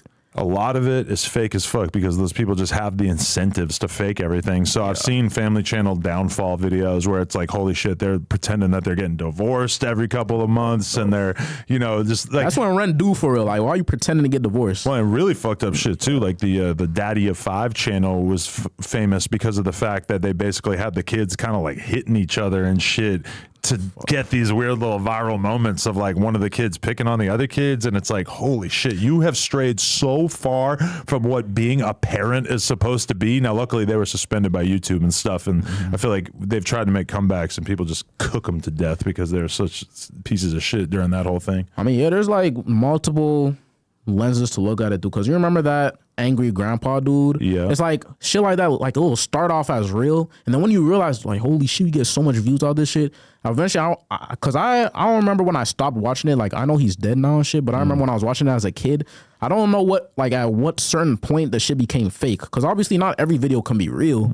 Like when you're posting that often and it's one niche or whatever. So it's like some shit will literally work because like that's the real life. And then eventually like you just kind of, it's just kind of over. Okay, like the Twitter version of that is saying something that you don't necessarily agree with, or that you know is fucked up or mean or shitty, just because you know it's going to perform well on there. Because on Twitter, cruelty is extremely viral. Yeah, you just tell someone they're a piece of shit, you are up. That's going to go viral as fuck. You know. I already know about all that. Like, I honestly would say in terms of like Twitter, I always know, like, bro, people will come to me and be like, bro, should I tweet this? And I'll just be like, because I know. Like if you show me any tweet, I know the reaction to it, or at least I know their reaction based on what part of Twitter would hit. Like certain shit could hit this side of Twitter, but this side of Twitter gonna just destroy you if that ever hit they shit. But like for me, there's so many. I would probably say there's so many tweets I've been like, bro, there's no chance I'm tweeting this. It's just sitting in my drafts. Like if I tweeted it, I know it would go viral, but do I really want? Like I don't even read the replies, but it's like you never know what's really going on down there. But I don't know. Because like the most extreme version I could think of is like that Pearl girl who goes viral on Twitter all the time. Because she, you know, the white girl who always is talking about how women shouldn't be able to vote and shit. Yeah, I know what you mean. I mean, she just says like the most fucked up shit you could possibly all think. Those Andrew Tate little fangirls or whatever the fuck. Like, I don't know. Like how, like, I don't, like, do they really believe that? Like a part of me is like, you gotta somewhat believe that to say this shit. But at a certain point, you're just like, overdoing it because you know this shit's gonna get interactions. I think she's somebody who just literally saw the fact that the more misogynistic the shit you say, the more fucked up the shit you say is, then the more viral it'll go. So that has led her in the direction of saying women shouldn't be able to vote and women shouldn't be able to be taught to read or whatever. It's so funny because it's like, and now all her channels are demonetized. So she fucked around and found out. That's dumb as fuck. Like I'm not celebrating that, but damn, that's gotta hurt. Cause it's like anyone that sees that, the first thing you're gonna think is like you're trying to impress men, but it's also like as men, like any normal, I don't respect that. Like, why are you saying that? Like, I don't know. Like, if I was a nigga that said women shouldn't vote, I don't agree with that. But if I was a nigga that said and I saw that, I think I would be like, you know, I don't respect you for that. Like, what? And she's just I'm saying stealing, that you don't want to vote. Yeah. I mean, you shouldn't be able to vote, and now you're agreeing with me. She's just stealing the Andrew Tate sauce, making it like actually kind of more offensive or more blunt or less eloquent. Same thing that like, you know, the Kevin Samuels wave that ended abruptly when he died and shit. It's like just seeing a white girl just decide that she was gonna basically just co-opt all this shit is just like crazy as fuck. And then the fact that she just took it to such an extreme that she got her whole channel demonetized after just building a team, having all these people she's supposed to be paying and shit. It's just like, that's why, you know, you should not take it to the furthest extreme on the internet. The more extreme you go, the more likely you are to get a fucking rude awakening. Yeah, like I always say, like that's really what's selling your soul is like if you're doing that shit and you, especially if you don't agree, like if she really agrees with that, it's different. If she really believes every word she's saying, but obviously like she not. But if she really believed what she was saying, it would be different. But that's really what's selling your soul. Well, I kind of feel like she doesn't believe anything. I feel like she just doesn't. Just a blank slate. Yeah, like exactly. Fucking AI. Yeah, she's just whatever's gonna go viral. That's her. That's her opinion. What was it like when Kai was cooking you and shit? Did you take it personal? You talking about the boxing? Yeah. No, I actually thought it was funny because, bro, he paused at that direct moment. And I remember what I was thinking at that moment. Like, I'm the type of nigga, when you hit me a lot, I'm gonna get mad. Like, the more damage I take, the madder I get. So, like, after that little combo, whatever that he had hit on me, bro, you like, if you saw the video, bro, I lost all my boxing composure. My hands wasn't up. My hands was flailing out. I just started running at the dude. I wasn't doing the boxing shit or nothing. No, I just fucking started swinging at the dude. He paused it, and he was like, bro, this nigga ugly as fuck, blah, blah, blah. Like, bro, that shit's funny to me. Because by the time I saw it, I was already over it. Like, I get over shit quick. Like, I already knew, okay, rematch confirmed. I'm going to win that. Like, so I was already over it. So that shit's just funny to me because I'm the type of nigga to say that shit. I'm the type of person, like, I'm not a hypocrite. I'm like, if I'm the type of nigga to say that, you can say it to me and I wouldn't care personally, but it's just funny. I don't know. It's crazy because there's this concept of like the villain of the day on Twitter, you know, just the person who says you don't want to be the villain. You don't want to be the villain of the day. But in that case, it's kind of like everybody's just giving you a hard time fucking with you. It's like, you're not the villain. You just got to take the role of the clown for the day. You got to just let everybody laugh at you, let it get out of the system. 2 days or a week, but and compare it to like something real, like you catching a fucking assault charge or like, you know, some kind of court case or like you get canceled for some real shit. It's like losing a fucking celebrity boxing match. It's not even like you got knocked out. Getting knocked out is embarrassing. Exactly. And bro, and that's another thing. Let me just say this now. Everyone that like tries to make fun of me of it be like, didn't you get knocked out? No, bitch, I knocked him out in the second fight. Like, he actually got knocked out. So what are you talking about? But anyway, that's the only time I'm gonna get mad at that shit. I don't care no more. I already won, so I'm chilling now. Right. But I don't know. Like, you do not want to be the villain of the day. You don't want to be the clown of the day unless it's actually gonna. Unless it's some shit that don't matter. I always say this. If you're going to get canceled or whatever the fuck is going on and everyone's on your head, if it doesn't matter, it's actually a positive. Like, if you're getting clowned, like for me, like if I'm getting clowned because I lost a boxing match, I'm not a boxer. Like, you know what I'm saying? That's not my whole life. I didn't train for years to get to this point. I just trained for 2 months. I hopped in there. I got fucking, like, I lost, and then that was it. From your perspective, when you're sitting around trying to come up with a viral tweet, what is it actually like? Like, what do you like? Like, my process? Are you just reading other people's tweets and then kind of trying to think of your own version of it? Or so what do nowadays, because like I said, I have a lot going on in the background. So like, it's kind of, bro, Twitter, when like during COVID, it was just the best. Like, no worries, no job, no fucking nothing, bro. Like, just on Twitter all fucking day. Like, it was just different. But nowadays, so actually, I'll just go through the process for both of them. So basically, when I first got on Twitter, well, when I first started using Twitter normally, like, me and my boys was literally like, we was on a quest to go viral. And it took fucking months to finally do it. But quotes back then actually did shit. So like I said, quotes do well now, but quotes back then did shit. So to actually get a viral tweet, bro, screenshots and all that other shit, it's really, when it comes to screenshots, because screenshots help you go viral. The algorithm accounts for that.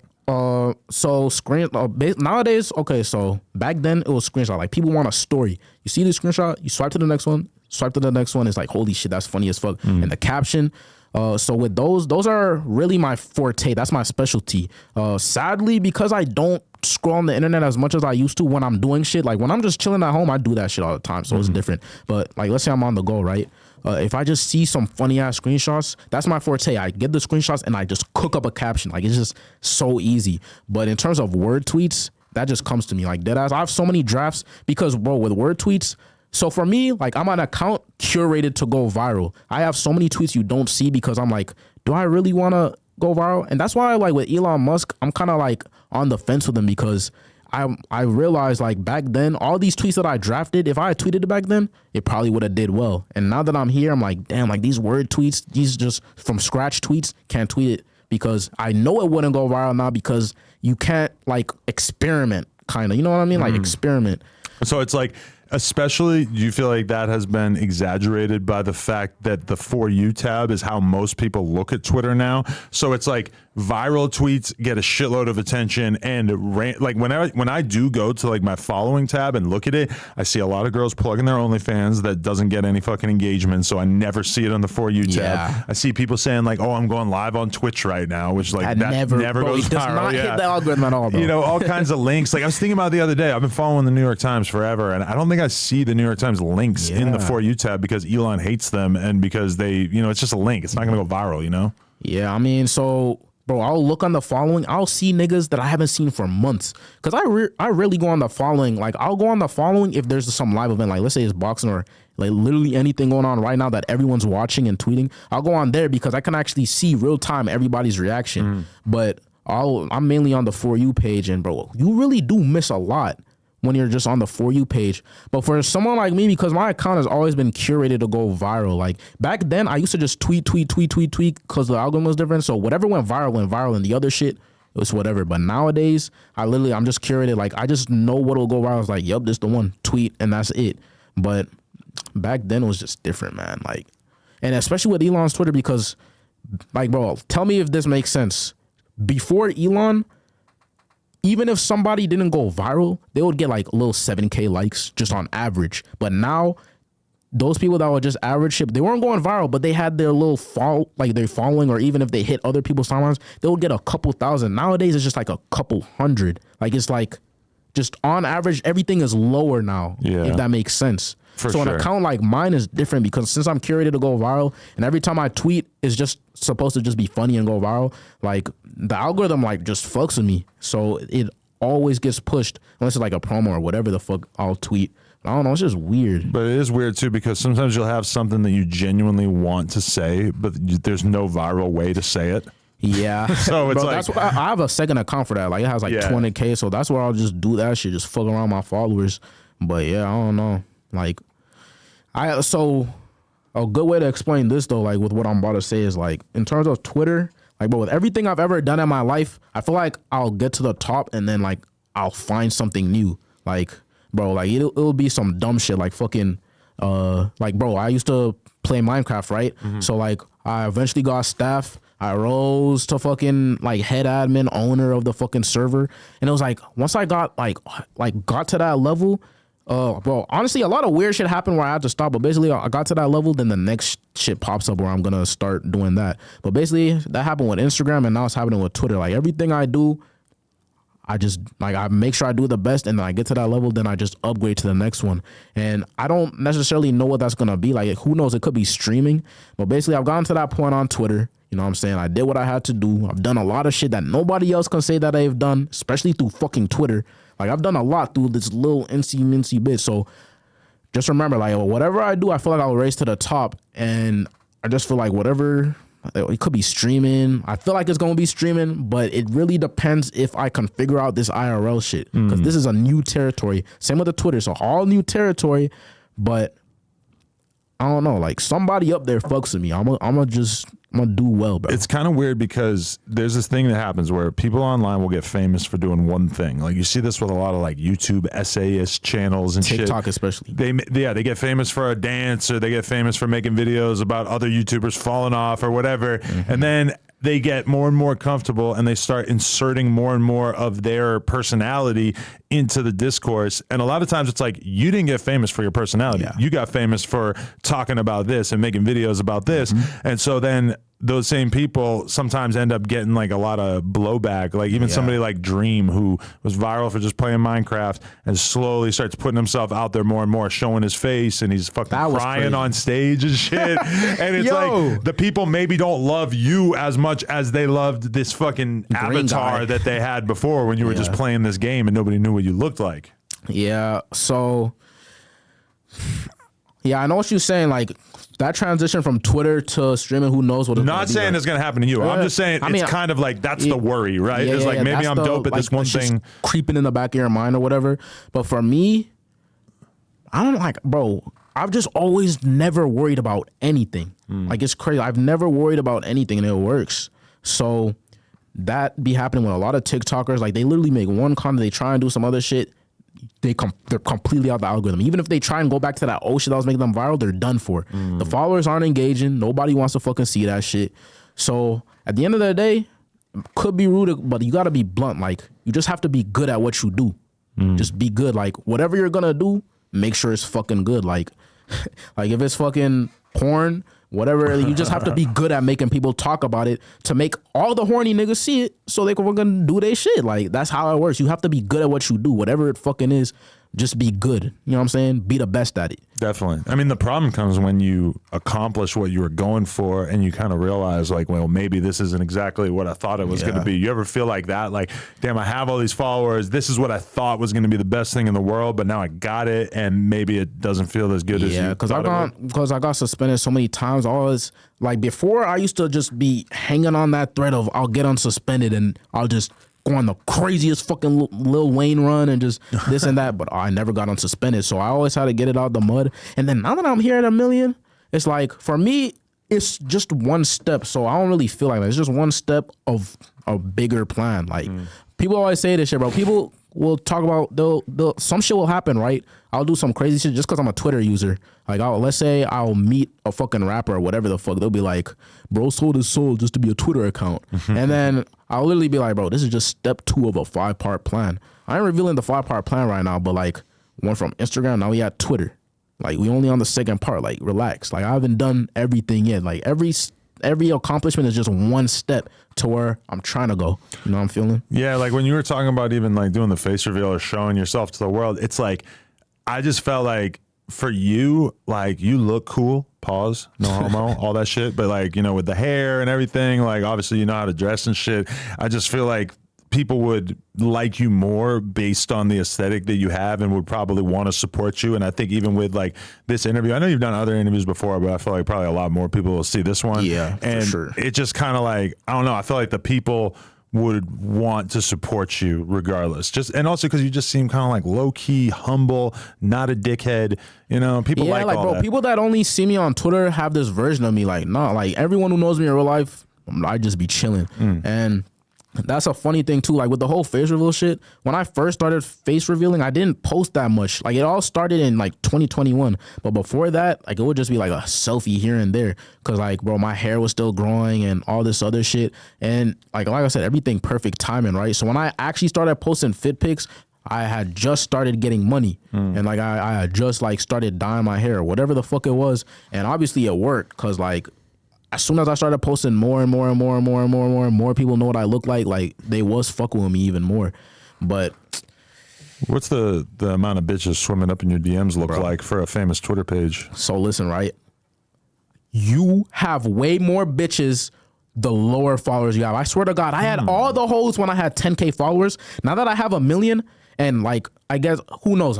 Maybe it's because I'm a dreadhead, whatever the fuck it is. Bitches think, so you have 1 million followers, you're a dreadhead, you know how to dress, blah, blah, blah. You have bitches. So they just dismiss me. Like if I would have to shoot first, but I don't like to DM bitches on Twitter because it's happened so many times. They screenshot. Air you out. Yeah, like I only like talking to Instagram girls or TikTok girls, anyone that's not Twitter, because everybody knows who I am on Twitter. If you screenshot me, I don't know who the fuck is seeing me right now, and they know who I am. Like, it's just weird. If you're going to be a single dude, you just kind of have to accept that you're going to get screenshotted sometimes. Because I would feel the same exact way. If I was single right now, I would be DMing every fucking hot girl, and I already know some of them bitches are going to expose me, and it makes you look thirsty as fuck, even though it's like, nah, I was really going to go buy you a steak dinner, girl. Like, what are you doing trying to expose me? It's just worse the more, I guess, famous you are. Like, the thing with Twitter is, like, who fucking knows? Like, you can literally post some screenshots and it will just go viral. That's the problem with Twitter. Like, you could be doing whatever the fuck you're doing on Instagram. Yeah, it could still go viral, but it's just like Twitter is just different. Like, let's say I don't do no weird shit, like, because I just don't even talk that much. I don't talk that much in DMs or nothing. So there's nothing like that anyone could ever have on me. But it's like, let's say I was doing some weird shit and they screenshot that. It's just the percentage of it going viral and the fact that all these people know me, it just boosts it up. So like, I don't even have to try to be like not weird, but it's just like, I'm just never gonna be in some weird ass situation like that. I'll just never be in any situation where I could get cooked.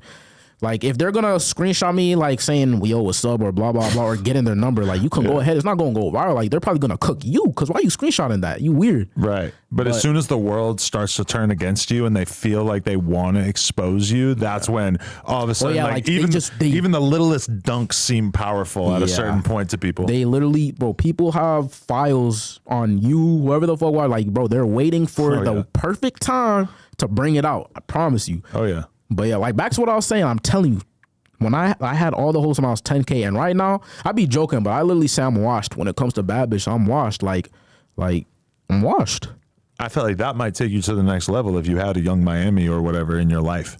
Oh yeah, for sure. I've been thinking about, like, should I get a girlfriend? Like, I've actually never been in a real relationship, and I've never been in love. Like, and then I got to that certain point where I was like, even when I started fucking with a bitch, I realized I wasn't on my A game. Like, when you cuddling with a bitch, you're not making no money. You don't make money when you're cuddling. Like it just started annoying me. Like, damn, like I really don't want to go. Like, I like it, but I have to find a way to, like, I always say, like, I have to just get disciplined to have a girlfriend, because I can't get distracted with what I'm doing till I actually make it. So yeah, I can't have a girlfriend right now, but I be thinking about the business aspect. Like, you know what I'm saying? See, like, this is how you know you've really lost your mind, is that you think about love and like having a girlfriend and your mind goes straight to like, well, will it be viral? And I am sick like you, because my mind thinks like this to a certain extent. Like, but I mean, but my thing is, like, if I was to do that, I would obviously let the girl know, like, I'm using you. Yeah, you know what I'm saying? Like, it's probably going to be mutual. Like, yeah. But people know that, and they're down with it now too. You could literally hit up a girl and just be like, hey, do you want to like get together and do some skits, or like, you know, collaborate, or even just fuck around and troll the internet? Like, people hang out all the time and do that shit. Yeah. I actually kind of resent the fact that I didn't really get a chance to do that, because I got in a relationship before it became normal to do that. Like, I would have burnt myself out so bad dating all kinds of different chicks and having all this weird messy drama, and I probably would have loved it. Like, look at Blueface. Blueface was only able to reach a certain level as a rapper, and then all of a sudden he has multiple viral baby mamas, and he's at a completely completely different level with Yeah. TV shows and You know all what's that so shit. crazy? Because like to the average person, because I'm not calling them dumb or NPCs or anything like that. But it's just like they take it at face value. Anything that like Blueface does. But then you have like anybody with a like business brain or however you want to say it. You're looking at this shit like, bro, this nigga Blueface so fucking smart. It's insane. Right. Or his team smart. I don't know who the fuck the master brain behind it, but like, bro, Krishan, you remember that fucking bunk bed little fucking camp or whatever the hell they had going on? Because Like, I met her at the very beginning. Like they had Really? only been doing it for a few days, and we went and we did a vlog at the Blueface Mansion. shit. And I meet her right away, and I just say like, "Oh shit, you really are missing a tooth." And she just like, "I will beat the fuck out." Like she threatened me Damn. right away. You know what's and crazy? I had no idea. So shout out to Blueface because I had no clue she was going to become huge. And now I'm thirsty as fuck to get her on the podcast. oh, for real? Bro, you know what's weird? I actually saw Krishan yesterday at the mall. She's outside. She ain't fucking around. Yeah, and also like, you know what I'm saying? She has a kid and all that, so. And he Gotta be captured the kid last night at 4 a.m. Bro, boy, You see that? Boy, that's why it's so insane to me. Like, I literally just saw her yesterday, Yeah. and now this is happening. Like, what the fuck going on, bro? It's Like, hard to holy- comprehend, right? Yeah, like, I don't know, man. It's just It's crazy too. It's like I sat here and had a whole conversation with Jaden and Blueface as if they were the greatest couple ever and they're going to be together forever. And then they came to my birthday party and they performed and shit. And then you fast forward like 2 weeks and she's chilling with Krishan Rock, kicking it, talking hella shit about him. Like, I'm like, how the fuck did that just happen fast? Because I didn't even get to, like, I only got to see a couple bits of it. Wait, so did Jaden and Krishan link up after he took the baby? Yes. The middle of the day today, they're hanging out on Instagram Live, drinking, getting fucked up, FaceTiming him, talking to him with 100,000 people on Instagram Live, just watching them getting drunk and talking shit. I'm like, what the fuck is going on? Because you feel like you know these people, and then their whole lives are just changing so much while your life kind of stays the same. It's fucking crazy, bro. I don't know, man. Like, Blueface better watch out, I guess, because why the fuck your baby mama's teaming up against you, bro? But if I was you, even if I didn't, naturally get into a real relationship, I would for sure be finding some sort of clout relationship to just fuck with the people and take weird fucking family photos together and shit. Like, I've already started kind of doing that. Like, I remember, like, when I went to New York, I didn't do it, but other people kind of did it for me. So it got me to thinking, like, I could really do this shit. Just give me a little bit. yeah. Like, just give me a little bit. That's why it's perfect. Like, I literally just moved. So everything that people are about to see from here on out is like me at just 100%. Because you're kind of nerfed when you with your parents, when you with your family. Like, my whole family's at the crib.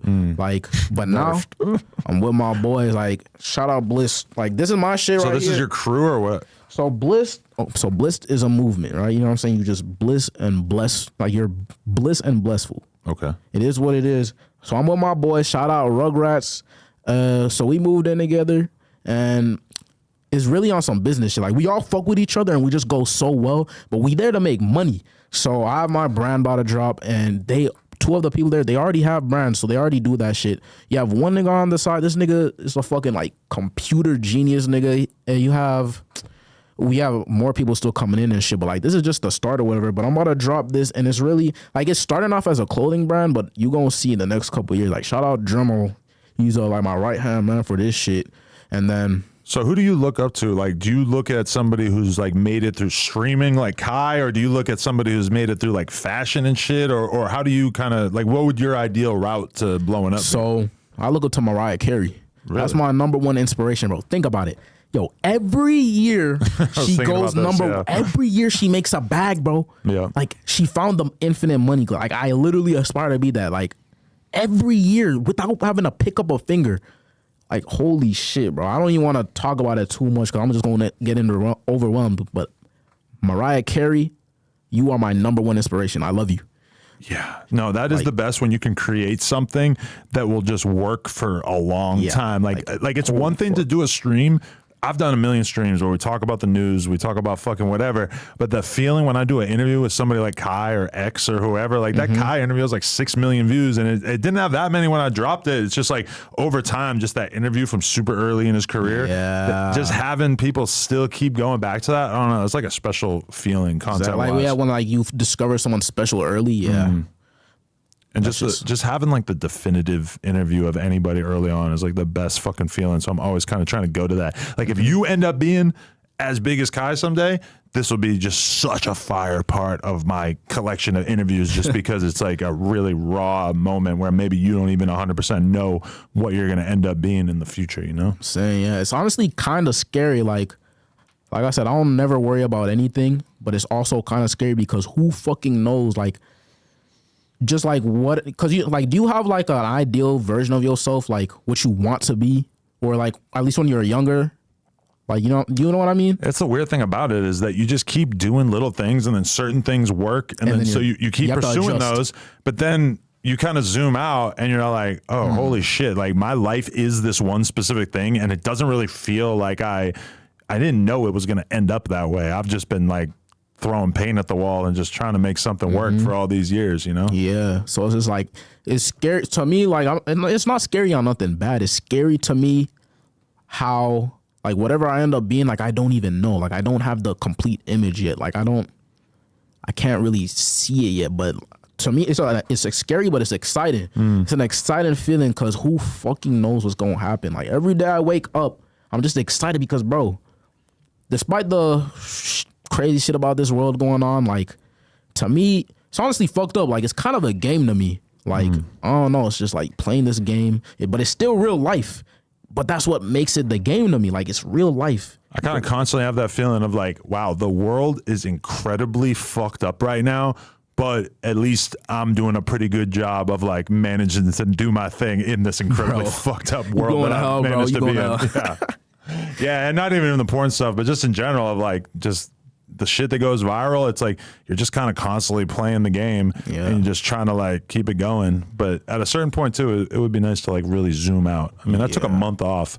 Bro, I've been thinking about doing that, bro, because I have never taken more than like a day or two break from my phone. I want to just like, but even when I didn't go on my phone, it was just more like I wasn't on the internet. Like I might have still been watching YouTube and just zoned out on that. But it's like, I want to just not have a phone, no text, no nothing. Just literally me and my thoughts, maybe friends or girlfriend, whatever the fuck. I just want to not have my phone for like a week or something, like a week vacation. I want to, cause who, like, bro, like I said, I have internet brain, bro.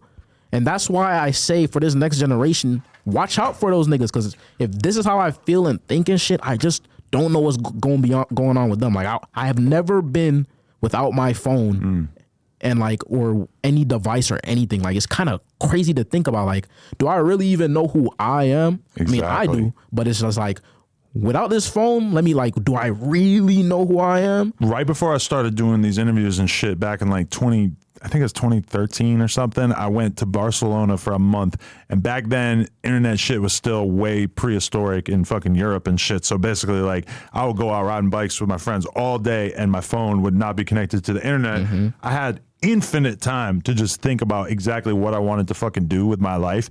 And I get back after that and I basically like start doing podcasts and start doing all this shit that basically takes me in the direction of everything. That was like, yes, because it just gave me so much time to like really be able to see my life with a zoomed out view and just be like, okay, this is how far you've gotten in your life up to this point. But if you really want to be successful, you need to like change course. You need to think about shit differently. And that, like, just having that space, like, yeah, I constantly have this thought lately of my whole life is divided up into making content and consuming content. I get home from talking to people all day, and what do I do in the car? I fucking listen to podcasts. And what do I do when I have an hour or two before bed? I sit on the couch and I watch YouTube videos. And it feels like life is like everything else besides those two things. And a lot of times, especially when I go to other cities and I'm traveling and stuff, and I'm just like, the last time I was in New York, just walking around with the homies, just chilling in public and smoking and fucking eating random slices of pizza and shit. I'm just like, this just feels like way more of a life than what I do typically. And I love what I do, but it's sometimes kind of frustrating because it's just so like either making shit or consuming shit. Yeah, I definitely feel that. Like, just you're literally either making some shit or you're just watching other people say things, do things, type things. And it's like, especially with the internet, because I honestly been not doing, I mean, I haven't really been like on YouTube that much lately. Like, I came back to it just because like every time I'm about to do something, I have to get back on it. Like, I'm planning on doing YouTube and shit. I used to do YouTube when I was a kid, but like I remember when I was a kid, bro, you know what's crazy? When I was a kid, I wanted to be a pop singer. Who were you looking at that you were inspired by? Michael Jackson, obviously. That's what a lot of people have been saying to me lately. That's interesting. Like, yo, Michael Jackson, bro, I wanted to be a pop star, and it's like I was writing lyrics and all this other shit. And then even my mom, like, even she encouraged that. Like, obviously, she would have still wanted me to do, like, the college and shit or whatever, but she was definitely, like, rallying behind me and blah, blah, blah. And it's so funny, like, when I started this shit, like, and I'm making all this bread and shit, it's like she can't wrap her mind around it. And I'm just like, yo, mom, like, trust me, just let me have a couple, like, it's not even that long, like 2 years. Let me just do this shit, just watch what happens. So, like, that's really where I'm at right now. And honestly, at the end of the day, nobody ever really knows what's going to happen. But, like, I don't know. That's why I say, like, this shit is really like a game, bro. How old are you? So I turned 21 this year. So you have so much fucking time to figure it out. Like when I was 21, by the time I was like 23, I already felt like, holy shit, I'm old, I'm washed. Like shit is slowing down, it's over, whatever. Now I'm 40 and I'm like, oh hell yeah, I got probably like 30 or 40 years before I'm dead. That's pretty decent, you know? Like 21 is so fucking young that you just have the world in front of you. But I would advise you to like definitely try to take more time away from your phone to travel and just go and like you need to just like fly to Europe with a couple of homies and just travel around for a week or two. This is literally why when I say I haven't been on Twitter that much, it's because when I'm doing life shit, I just don't like. I really want to be in the moment nowadays. But that's also why I'm also thinking about that IRL streaming shit, because it doesn't have to be no neon shit. I could literally stream my real life because my real life is lit. I could stream my real life doing real shit and it would kind of be the same. But also, it does kind of like ruin it. Because a lot of people who are IRL streaming, this is them. They're just looking at the chat all the time, just looking for some kind of feedback to make them feel like that they have some kind of motivation or just anything. And it's like, not for real though. The IRL streaming shit is dope. It's just don't let it consume you. I know so many people who do it like every day, and it's just like, bro, this is like the least healthy thing I can fucking imagine. Yeah, I just like to test things out. And like I said, I don't like doing shit I don't want to do. Like if I was doing IRL streaming and let's say it became the most popular stream, like let's say I became the #1 streamer of that shit. If I feel like I didn't want to do it, I'm falling the fuck off because I'm not doing the shit if I don't want to do it. Like with Twitter, it's not like I don't want to do it, but it's just like, it's not the same. Like the shit that you're playing a game. Yeah, like what I was feeling when I first started blowing up, bro. I remember I'll go to sleep at 5 a.m. I'm waking up at 9 a.m. Like at this point, I hadn't done no drugs or anything, right? So it's just like I'm waking up, I'm going to sleep at 5 a.m., 9 a.m., and I wake up at 9 a.m. because when I wake up at 9 a.m., life is exciting. Like, let's go, I'm awake. Let's see what the fuck happens today. But then whenever I was like going through anything bad or whatever, like I would just go to sleep and just be asleep because my body just doesn't even want to be here type shit. Like, so like that's what life is. Like I gotta just be excited to be here. Yeah, I have a theory about Twitter, which is that first 20 or 30 minutes of you looking at Twitter for the day is fucking great because you don't know what's going on in the world and you're just finding out about all this crazy viral shit that happened over the night or whatever. And then after a certain point, like the other day I was on set on the reality show thing for like, you know, I'm just sitting around for like 14 fucking hours. So I probably stared at Twitter for like 6 hours out of that day. And by the end of that day, I was enjoying Twitter so little because it's like you've seen everything. It was like the day that fucking Israel bombed this hospital and people went from thinking it was Israel. No, Israel didn't bomb it, but everybody thought they did. And then they find out that it was just this explosion. And it's like, it just becomes a miserable place when you're looking at it for too long. But that initial burst of just like, holy shit, I'm going to find out exactly what's going on in the world right now is like the best feeling. Yeah, it's like, bro, it's two sides.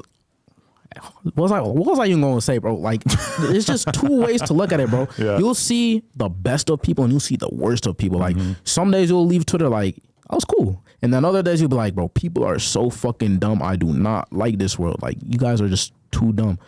But honestly, I don't really, like, the thing that honestly kept me glued to Twitter at first, too, is just, I would be on Twitter, I'd be on group chats. So like I'm meeting all these new people and like like-minded people. That's definitely what kept me on. And then you feel like you really have your community on there. And then when like eventually, cause like when that was the peak of that was like COVID. Everyone's in their crib. But after that, like actually linking up with people, bro, like it's actually in the same feeling. Like it's just crazy. I don't know. Just finding like-minded people. Yeah, cause like growing up, bro, like I ain't really, like I had friends, bro. I would always have a best friend, but it wasn't until like high school that I had a group of friends, but you know how what goes on with groups of friends. Like, and also like I had that little program up. So I wasn't with the same group of friends no more. And especially when you're young, everybody goes to college and your whole friend group just gets disintegrated from as soon as you leave high school. You got to start figuring out like, oh, what fucking tribe do I actually fit in with? I'm saying like, it's just, I don't know, but it's like doing this Twitter shit. That's why I say like, it's just all new. I'm just navigating it.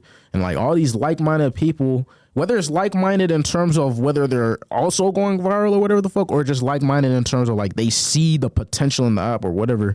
But like for me, it's just funny because I'm really here on accident, like in terms of blowing up on Twitter. Like it was, but at the same time, when I first started on Instagram, like that's what first like kicked me off or whatever. Twitter was all like, that was the shit I always used. So it's like, it was always there, but it was also an accident. It's weird.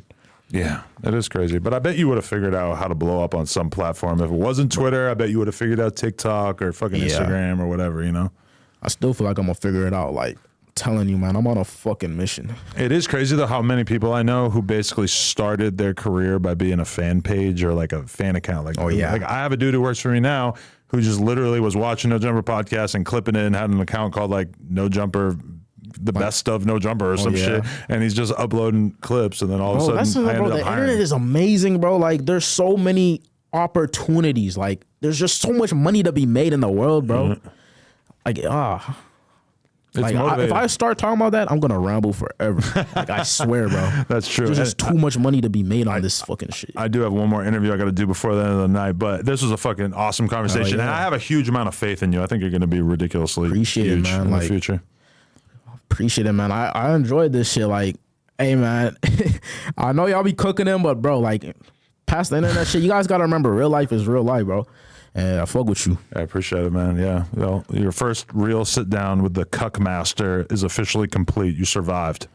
For sure, gang. But can you get rid of this shit? Like this shit been like bothering me. Well, I got a girl coming in next too, so I don't know if she's gonna get all out of pocket when she sees this thing. So yeah, I'm gonna hide it.